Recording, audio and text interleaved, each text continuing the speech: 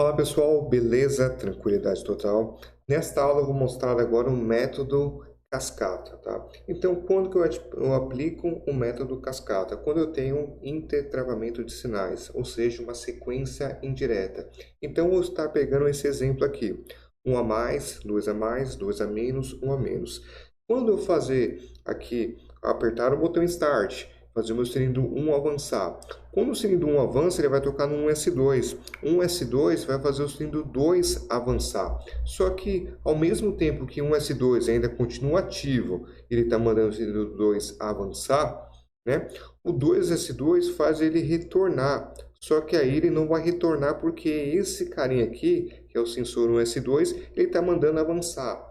E aí você vai ter que quebrar esse sinal aqui de alguma forma. Então, para isso, nós vamos utilizar o método de minimização de contatos.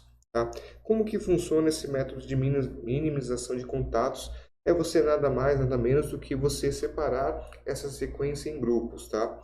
Então, como que eu faço? Eu tenho uma sequência aqui de 4 passos. 1 a mais, 2 a mais, 2 a menos, 1 a menos. Perfeito? Então, se eu ler da esquerda para a direita, eu vou começar a fazer a leitura. Toda vez que eu repetir, eu vou traçar uma vertical e vou separar um grupo. Então, por exemplo, eu vou ter aqui, ó, 1 a mais, 2 a mais, 2 a menos. Ponto. Eu vi que tem um número repetido, então eu vou traçar uma vertical. Tá? Então, eu traçaria aqui uma vertical nesse sentido aqui.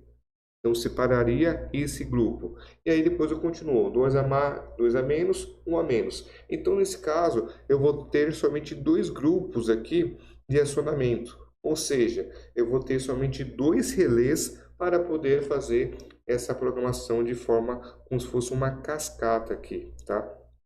E aí, primeiramente, ele vai resolver esse primeiro grupo e depois o segundo grupo, tá?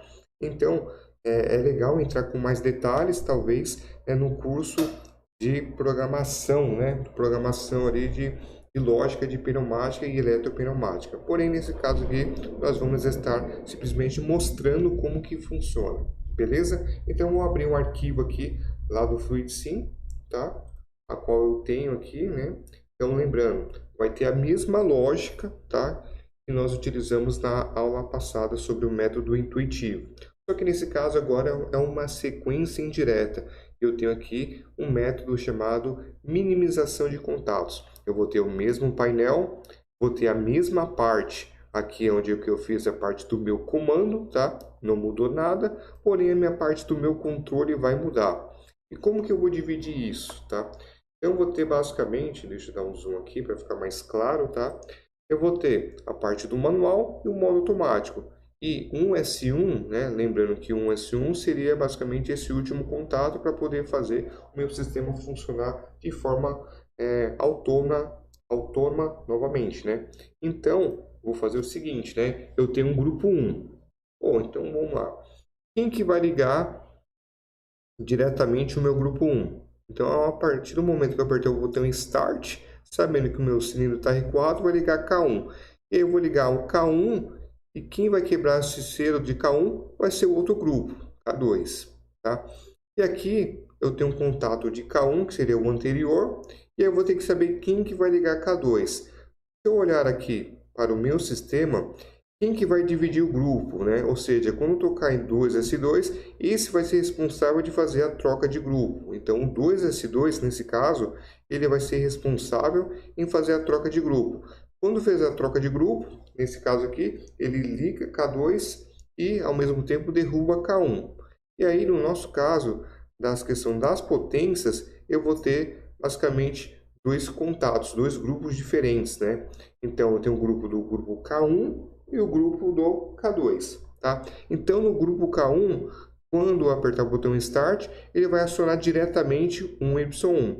Quando o Y1, que seria o meu cilindro 1 avançando, quando ele toca em um S2, ele vai avançar para o cilindro 2. Quando tocar no 2S2, ele troca de grupo e automaticamente o contato da bobina, do relé de K2 vai ligar o meu cilindro 2Y2, ou seja, vai fazer o cilindro recuar, porque aqui K1 já não está mais habilitado. Lembrando que esse método só é utilizado para válvulas com duplo solenoide, tá? Quando ele retorna, ele vai tocar em 2S1 e aí vai mandar um pulso para 1Y2 e faz o sistema voltar ao início. Tá? Então, vou simular aqui. Tá? Vou vir aqui no Simulation, deixar 1 para 5. Vou apertar o botão Start. Tá? Deixa eu apertar aqui o botão Start. Apertei o botão Start. Ele ligou o grupo K1. Depois ele derruba e vai ligar o grupo K2. E fica preso no grupo K2 até eu apertar o K1. Ou seja, apertar o botão Start novamente. Que quando apertar o botão Start, ou vai ser manual ou automático.